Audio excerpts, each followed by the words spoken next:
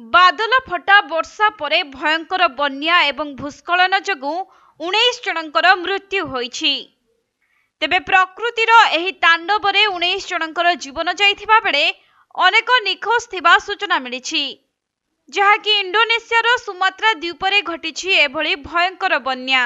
मिलिथिबा सूचना अनुसार गत रातिरु एठारे भयंकर भावे वर्षा हेबा परे भूस्खलन होइथिला। आउ एथिरे 19 जनकर मृत्यु होइथिबा बेले 10 रु अधिक जन लोके निखोज थिबा जणा पड़िछि। सेपटे घटनास्थल रे उद्धारकारी दल पहुंची उद्धार कार्य को जारी रखिछंती।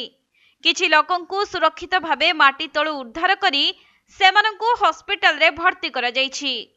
तेबे स्थानीय विपर्यय परिचालना एजेंसी मुख्यंक कहिबा अनुसार विलंबित राति रे बड़ धरणर एक माटी अतडा खसी गछ सह पहाड़ रे धक्का देई खसी नदी जाई आसीथिला।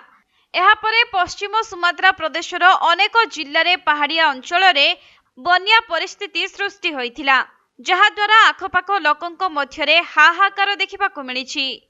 तेबे एही बन्या और भूस्खलन जोगु 19 जनकर मृत्यु होई सारिथिबा से कहिसेंती। अन्यपटे एही बन्या और भूस्खलन जोगु प्राय 14टी घर नष्ट होई जाइछि एवं 80,000 रु अधिक लोकंकु अस्थायी सरकारी आश्रय स्थल को स्थानांतर करा जाइछि। सेहीपरि पश्चिम सुमात्रा प्रदेशर 9टी जिल्ला एवं सहरर प्राय 20,000 घर बन्या पानी रे बुड़ी रहिथिबा सूचना मिलिछि।